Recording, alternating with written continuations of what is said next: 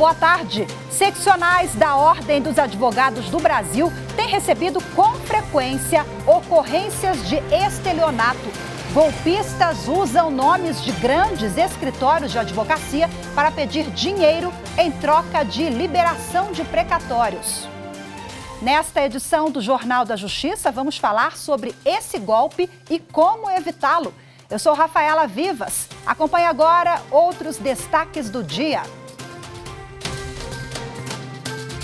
Plenário virtual do Supremo deve julgar liminar do ministro Dias Toffoli, que autorizou diplomação de Luiz Carlos Rauli no lugar de Deltan Dallagnol. O ministro Dias Toffoli negou ontem o pedido da defesa do deputado federal cassado Deltan Dallagnol, do Podemos do Paraná, de suspender a decisão do Tribunal Superior Eleitoral que anulou o registro de candidatura. Com autorização da Justiça do Rio Grande do Sul, é instalada a primeira tornozeleira eletrônica para monitorar casos de violência contra a mulher. E ainda, a Justiça de Mato Grosso faz parceria com o Movimento de Combate à Evasão Escolar e Violência nas Escolas. É uma metodologia da justiça restaurativa, que nada mais é do que um espaço de diálogo.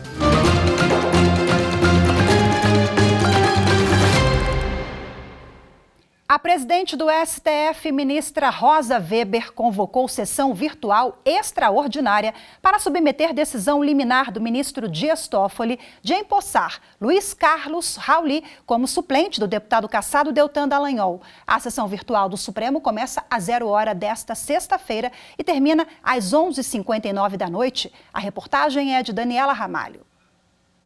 O plenário virtual convocado pela ministra Rosa Weber vai analisar a decisão do ministro Dias Toffoli, que determinou a diplomação do suplente de Deltan Dallagnol, Luiz Carlos Rauli, no cargo de deputado federal.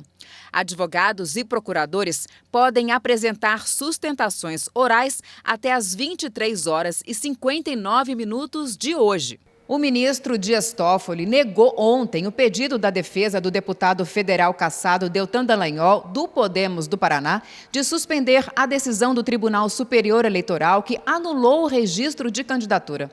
Toffoli também analisou o pedido do Podemos para manter a vaga da legenda na Câmara dos Deputados. Inicialmente, o Tribunal Regional Eleitoral do Paraná fez a recontagem de votos e, como nenhum candidato do partido atingiu 10% do quociente eleitoral, a vaga iria para um deputado do PL. Mas Toffoli acatou o pedido da legenda e, assim, Luiz Carlos Rauli deveria ser empossado. A decisão do TSE de cassar o registro de Dallagnol foi no dia 16 de maio, por unanimidade. De acordo com o relator do caso, o ministro Benedito Gonçalves, o ex-deputado federal cometeu uma fraude contra a lei da ficha limpa. O motivo para a cassação do registro foi a exoneração solicitada por Dallagnol do Ministério Público Federal 11 meses antes das eleições. Nesse período, ele enfrentava processos internos que poderiam levar à demissão e, consequentemente, à inelegibilidade. Duas candidatas que disputavam cargos políticos no município de Forquilha, no Ceará, terão de pagar uma multa no valor de R$100 mil por promover a aglomeração em carreatas nas eleições de 2020. Os detalhes com Pedro Canguçu. As duas candidatas realizaram uma carreata que gerou aglomeração, descumprindo a ordem judicial que proibia eventos de campanha no período da pandemia de Covid-19. As mulheres chegaram a recorrer da decisão, mas tiveram o pedido negado pelo Tribunal Superior Eleitoral.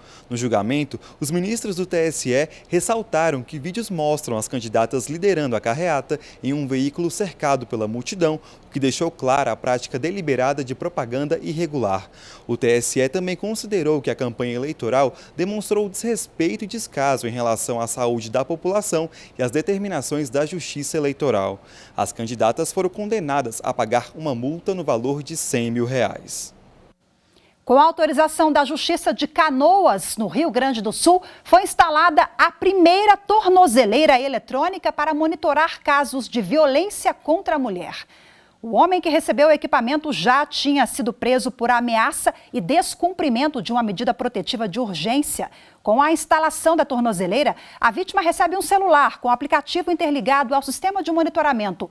Quando o agressor se aproxima, o equipamento emite um alerta. Caso ele não recue do raio de distanciamento determinado pela medida protetiva, o aplicativo apitará de novo e mostrará um mapa e o rastreamento em tempo real do agressor. O aviso será enviado então para a vítima e para a polícia. Após esse segundo sinal, a guarnição da Brigada Militar mais próxima irá se dirigir ao local. O ministro Luiz Fux, do Supremo Tribunal Federal, arquivou o habeas corpus que pedia a soltura do prefeito de Borba, no Amazonas, Simão Peixoto. Ele está preso desde o dia 29 de maio por suspeita de chefiar uma organização criminosa naquele município. No pedido feito à Suprema Corte, os advogados pretendiam que Simão voltasse a exercer as funções na prefeitura. No entanto, para o ministro Luiz Fux, o Supremo não pode apreciar o habeas corpus enquanto os requerimentos feitos no STJ ainda não forem analisados em definitivo. Veja a seguir: criminosos usam o nome de grandes escritórios de advocacia para pedir dinheiro em troca de liberação de precatórios. Os detalhes desse golpe você acompanha em instantes. Voltamos já.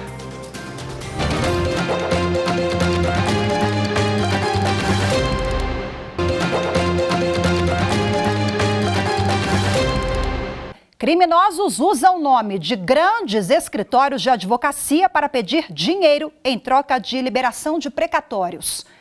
Muitas vezes o crime ocorre por meio das redes sociais, como o WhatsApp, mas também há registros de golpes aplicados de forma presencial. A reportagem é de Carolina Chaves. Os criminosos chegam a alugar salas comerciais e se passam por representantes de escritórios de advocacia, solicitando pagamentos para liberação de precatórios e realização de acordos para equacionar dívidas e taxas judiciais. Tudo mediante pagamento para os fraudadores. O escritório de advocacia de Rodrigo Canaiana trabalha com direito previdenciário e muitos processos envolvem precatórios. Alguns clientes dele foram abordados por golpistas. A mensagem pode ser muito convincente. Os golpistas informam os dados pessoais, dados do processo. Normalmente são dados que são públicos, que estão em processos judiciais ou mesmo são encontrados em diários oficiais ou diários da justiça, mas os dados são normalmente reais e são muito convincentes, o que pode levar então a engano por parte do cliente. Então é necessário que os escritórios se acautelem e os clientes redobrem a atenção e denunciem as tentativas de golpe para as autoridades competentes. Em alguns casos, os golpistas chegam a transformar a assinatura digital de advogados em imagem para tentar dar legalidade às abordagens. Em outros, utilizam e-mails parecidos com o dos escritórios. O avanço da tecnologia permite que os golpes tomem uma amplitude maior. Já existem 2 inquéritos na Polícia Civil de São Paulo que investigam a atuação dos estelionatários. Mas os golpes não se restringem apenas ao estado de São Paulo. As OABs do Rio Grande do Sul, Espírito Santo, Rio de Janeiro, Bahia, Santa Catarina e Paraná já receberam ocorrências desse tipo. No Paraná, por exemplo, até maio deste ano, a OAB registrou 237 denúncias de estelionato envolvendo escritórios de advocacia. Os fraudadores também usam o nome de órgãos públicos e de servidores, oferecendo descontos aparentemente vantajosos para quitar dívidas. Em 2021, o setor de habitação da Prefeitura de Registro, em São Paulo, chegou a divulgar um alerta sobre a ação dos fraudadores que ofereciam descontos de até 60% para pagamento de dívidas. As entidades recomendam que quem tem dívidas ou precatórios pendentes deve fazer primeiro contato com o escritório de advocacia ou com o órgão público de forma presencial. Assim, o cliente passa a ter os contatos oficiais de comunicação e minimizar o risco de cair em golpe. Ainda sobre o assunto, a repórter Carolina Chaves conversou com a presidente da Comissão de Precatórios da OAB do Distrito Federal, a advogada Tainara Rodrigues. Acompanhe. Doutora Tainara, muito obrigada pela participação aqui na TV Justiça. E eu já começo perguntando, esse tipo de golpe é novo? Obrigada, Carol, pela recepção.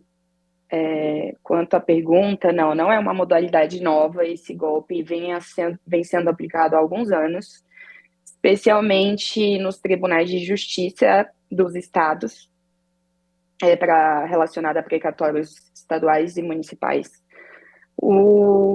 Acontece que os golpistas entram em contato com a vítima por ligação telefônica, carta, e-mail, WhatsApp, ou qualquer outro meio de comunicação, informando a vítima que é beneficiária de um precatório que este teria sido pago. E que, para a liberação do valor, recebimento desse valor que foi depositado pelo Estado, seria necessário o pagamento de uma taxa. Essa é a modalidade de golpe mais antiga e mais comum ainda, em que informa o depósito do precatório e cobra uma taxa para que, suposta necessidade de taxa para que seja transferido o valor ao credor. O que não é verdade, não é um procedimento existente, não existe esse procedimento. Mas, recentemente, eles têm inovado. Então, gostaria de pontuar aqui outras duas hipóteses. Já vi caso em que o golpista cobra uma taxa sob a alegação de que vai ter isenção de imposto de renda, quando do recebimento do precatório, que também não existe. E a terceira possibilidade, a terceira tipo que eu já vi, eles falarem que vão conseguir uma antecipação do pagamento do precatório pelo Estado, o que, além de não existir, é inconstitucional. Então, essas duas últimas modalidades, elas são mais recentes, mas também fico alerta, porque está relacionado ao pagamento de precatórios que não envolve custos. Bem, agora, doutora, quem são esses criminosos, né? Porque muitas vezes eles têm acesso a dados, a informações públicos, né? Mas também informações sigilosas, né? Quem são essas pessoas que participam dessa organização? Então, como os processos em regra são públicos, eles conseguem, no próprio site dos tribunais, ter acesso ao número do processo e relacionar o precatório, o nome do credor, CPF. A partir disso, eles casam essas informações com outras que eles obtêm dessas ferramentas digitais, que muitas vezes são ilegais, e obtêm número de telefone, e-mail, e a partir dessa estrutura de informações, eles aplicam os golpes. Então, suponho que seja quadrilhas bem munidas de estrutura, para tanto. Como a OAB do Distrito Federal tem alertado seus afiliados, né? De que forma tem municiado a polícia sobre esses casos, né, para investigação? A OAB do DF, ela, através do seu canal da ouvidoria, ela recebe alguns tipos de questionamento das vítimas e repassam para a comissão de precatório para que a gente analise a situação como um todo e identifique se é um golpe ou não. A partir disso, a gente dá um suporte para as vítimas, para que elas registrem um boletim de ocorrência. Então, a gente dá as informações para a vítima sobre como deveria ser legalmente o recebimento do precatório, em que ordem está aquele precatório, a partir do que ela consegue casar a informação de que é golpe e levar para a polícia, para que a polícia avance nas investigações. E o cidadão que receber, né, que for receber alguma tentativa de golpe dessa, né, pode procurar a OAB? Quais são os canais de atendimento? O que é que ele deve fazer? Pode procurar a OAB, com certeza, até para evitar, né, que esse tipo de golpe aconteça, a pessoa caia no golpe. Então, não só por vias de prevenção, mas por vias, como eu falei há pouco, de resolver com o registro do boletim de ocorrência pelos canais oficiais, pelo canal oficial, que é o site da OABDF. Lá existe uma página de ouvidoria onde você pode fazer o registro da situação pelo próprio site. A ouvidoria filtra e passa para a comissão especialista no assunto. Então, sendo precatório, vem para a nossa comissão de precatórios, a gente entra em contato com a vítima e, a partir disso, vai orientando, estabelecendo um vínculo para que ela não se sinta desamparada. Muito obrigada pela participação aqui na TV Justiça. Obrigada eu, Carol. A seguir, Justiça de Mato Grosso faz parceria com o movimento de combate à evasão escolar e violência nas escolas. Os detalhes no próximo bloco, voltamos já.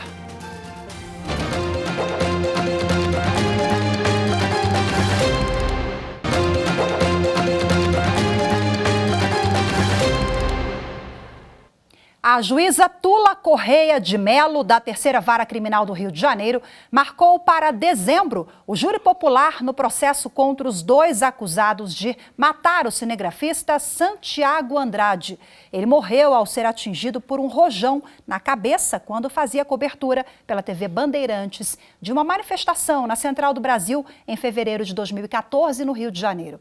Fábio Raposo Barbosa e Caio Silva de Souza foram denunciados sob a acusação de homicídio triplamente qualificado por motivo torpe, impossibilidade de defesa da vítima e emprego de explosivo e pelo crime autônomo de explosão. O Poder Judiciário conquistou um importante aliado no desafio de expandir e fortalecer a justiça restaurativa. O Tribunal de Contas de Mato Grosso agora é parceiro no movimento de combate à evasão escolar e violência nas escolas. Veja na reportagem de Fernanda Fernandes. Os recentes e frequentes casos de violência nas escolas têm provocado uma reflexão. Como melhorar o ambiente escolar, torná-lo mais seguro, acolhedor e que, de fato, favoreça a aprendizagem. Uma prática pedagógica muito antiga, muito simples, mas com grande potencial de prevenir ou reduzir conflitos e também de restabelecer ou fortalecer as relações é o Círculo de Construção de Paz. Você já conhece? Essa é uma metodologia da justiça restaurativa, que nada mais é do que um espaço de diálogo, uma roda de conversa bem conduzida e estruturada, em que todos têm igual poder de fala e escuta. Na rede escolar de Campo Verde e Campo Novo do Parecis, por exemplo, o modelo já é uma realidade, beneficiando centenas de alunos, educadores e famílias, formando novos facilitadores e transformando vidas. Tudo graças a uma parceria entre o Judiciário de Mato Grosso e os municípios. Nós ganhamos muito com esse trabalho. Então, o que eu posso dizer para os meus colegas secretários e para os educadores é que nós vamos ter, vocês terão uma ferramenta a mais para potencializar a educação e para melhorar os relacionamentos dentro da escola. Então, isso é importante, é uma dinâmica importante aí no fazer pedagógico. Nós estamos vivendo uma nova educação para um novo tempo. Essa metodologia ela só vem agregar dentro da educação. Uma metodologia muito leve, muito clara, de fácil acesso. Apenas com recursos humanos a gente consegue fazer a diferença na vida de um aluno. As experiências foram apresentadas pelo Núcleo Gestor da Justiça Restaurativa do TJ em uma reunião com o Tribunal de Contas de Mato Grosso e representantes da UFMT e da Associação Mato Grossense dos Municípios, a AMM. A intenção é buscar novos parceiros para disseminar a cultura da paz, incorporando os círculos de forma articulada e colaborativa ao Programa de Gerenciamento de Planejamento Estratégico da Corte de Contas. A pacificação escolar faz parte da Lei de Diretrizes Básicas da Educação. E o que a gente vai fazer? A gente fez, junto com os professores, a gente vai fazer uma composição, um pacote de indicadores, onde a gente vai poder monitorar e dimensionar esse tipo de ação para as escolas. As instituições se mostram que é capaz de construir algo positivo para a sociedade a partir do momento que sentam na mesma mesa e conversam e mostram e dialogam sobre os benefícios que a sociedade pode ter com as nossas ações. E agora vamos falar de um tema bem relevante, o empreendedorismo social. Diversas iniciativas voltadas à redução das desigualdades no país estão em sintonia com a Agenda 2030 da Organização das Nações Unidas. A repórter Michele Chiapa preparou uma reportagem especial sobre o assunto. Você vai conhecer agora histórias de pessoas responsáveis por criações inovadoras, voltadas à inclusão social e à sustentabilidade.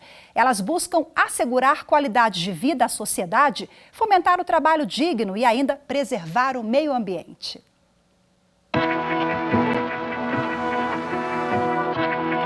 Erradicar a pobreza, reduzir as desigualdades, usar energia limpa e acessível, fomentar o trabalho decente e o crescimento econômico.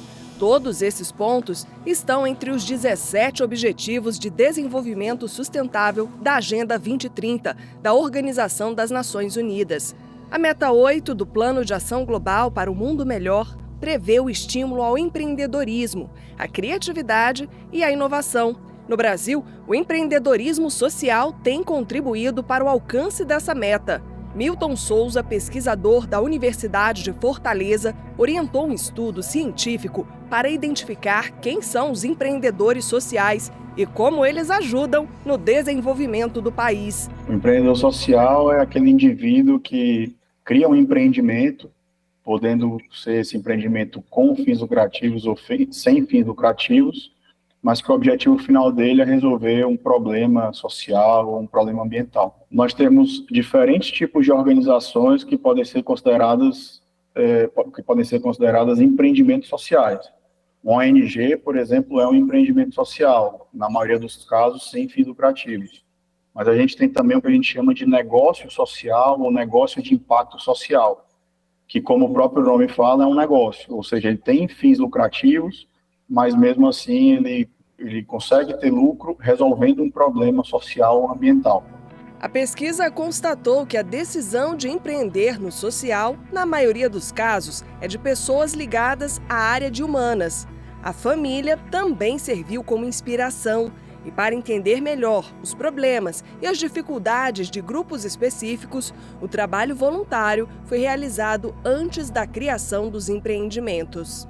O pesquisador ressaltou que, para fomentar o setor, é preciso que sejam lançados editais governamentais. As empresas devem ainda apoiar as iniciativas. Do ponto de vista de política pública, incentivar esse tipo de experiência, de voluntariado, ou colocar, por exemplo, alunos para entender, interagirem com questões sociais.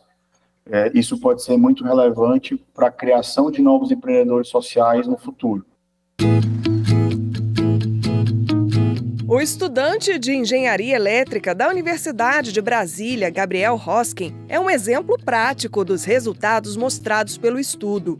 Ele é voluntário em uma ONG que leva energia solar a comunidades carentes. O jovem não descarta a possibilidade de empreender socialmente após concluir o nível superior. Eu conheci o Litro de Luz na faculdade e eu vi que era um projeto, justamente de impacto social, que eles faziam um trabalho muito legal que juntava duas coisas que para mim eram essenciais no que eu acredito. E quem sabe lá na frente também, alguma oportunidade que eu tiver, tá fazendo o meu próprio empreendedorismo social, de estar abrindo a minha própria empresa ou estar fazendo de alguma forma uma diferença também na comunidade. O coordenador de desenvolvimento social da ONG, Thalisson Souza, explica que o produto sustentável do Litro de Luz foi criado com materiais simples, cano de PVC, bateria e uma placa solar que coleta a energia do sol e gera luz por meio de fitas de LED dentro de uma garrafa PET. O foco do nosso trabalho, enquanto empreendedores sociais, é em melhorar a qualidade de vida das pessoas, melhorar a qualidade de vida nos locais onde a gente atua, A comunidade trabalha muito coletivamente com a gente. A gente tem a nossa forma de trabalhar é em conjunto com a comunidade. Então, cada poste que vocês viram aqui foi montado pelo menos por um morador dessa comunidade. Nós estamos no Morro do Piauí, na cidade Fercal, que fica a 28 quilômetros de Brasília. A região carece de infraestrutura. O abastecimento de água e esgoto é precário. Aqui, parte da comunidade tem iluminação pública porque postes de luz sustentáveis foram instalados. A solução implementada foi uma iniciativa do empreendedorismo social. A gente vai visitar agora a Débora, que é uma das moradoras beneficiadas com esse projeto social. Oi, estava esperando vocês. Vamos conhecer minha rua? Vamos! Ao nos receber, Débora Maia falou como a solução sustentável impactou a comunidade. Caminhar por aqui de dia já é bem complicado, né, Débora? Pois é, e de noite então, ainda mais difícil. E chovendo, e com criança no colo. A situação fica bem mais difícil, porque tem risco de escorregar, de se machucar. Então, assim, não é fácil a estrutura aqui das ruas. E a energia solar veio para ajudar ainda mais a facilitar nossas vidas. Promover o bem-estar social, atender às demandas e necessidades sociais por meio de inovações sustentáveis são ações aliadas aos Objetivos de Desenvolvimento Sustentável. Com foco nisso, este empreendedor social produz bicicletas de bambu. Utilizando essa matéria-prima, a gente pode constituir habitações, a gente pode constituir alimentação, O bambu é o vegetal que tem o maior crescimento no reino vegetal. Isso significa que ele tem o maior sequestro de dióxido de carbono da atmosfera. Então, gerando tecnologias sociais com essa matéria-prima que está invisível para a sociedade, a gente vai, sim, salvar o planeta. É aqui nesta oficina que Vitor Hugo cria as bicicletas sustentáveis. Dependendo do modelo, a confecção pode levar 1 mês para ser concluída. Segundo o empreendedor social, para difundir a técnica e ensinar outras pessoas a construírem uma bike, ter o apoio de empresas e do poder público é essencial para espalhar e incentivar o uso das bicicletas sustentáveis. Vitor estimula outros moradores da comunidade a ver no bambu uma oportunidade sustentável de trabalho e renda. A gente tem na porta de casa, né, bem sustentável, ele cresce rápido. Então, além dessa questão de poder ajudar o meio ambiente, ajudar outras pessoas, também traz uma renda para a gente poder estar ajudando a família dentro de casa também. Entre as vantagens da bicicleta de bambu está a leveza. Ela também absorve bem o impacto com o solo, sem falar na sensação de estar em contato com a natureza. Essa experiência aqui é incrível.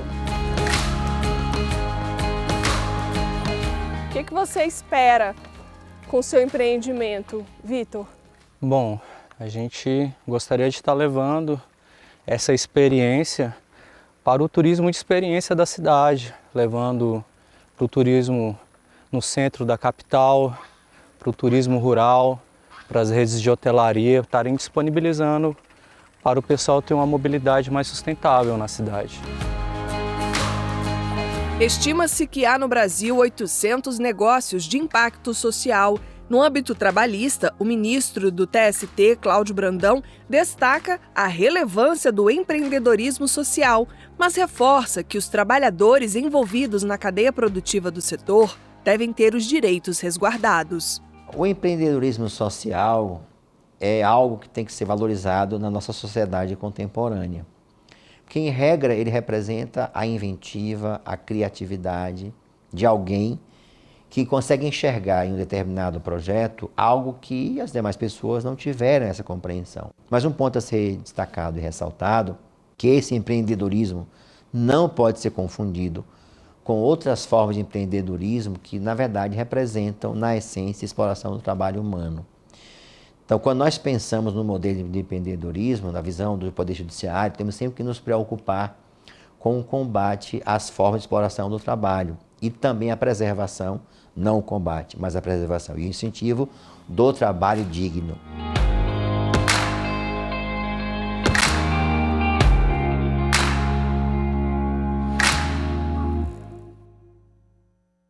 Muito bacana, com essa belíssima reportagem do Tribunal Superior do Trabalho. Aproveito, parabenizo toda a equipe envolvida. Nós ficamos por aqui hoje. Muito obrigada pela sua companhia. Ótima tarde, temos um encontro marcado amanhã. Até lá, tchau, tchau. Ótimo feriado para vocês.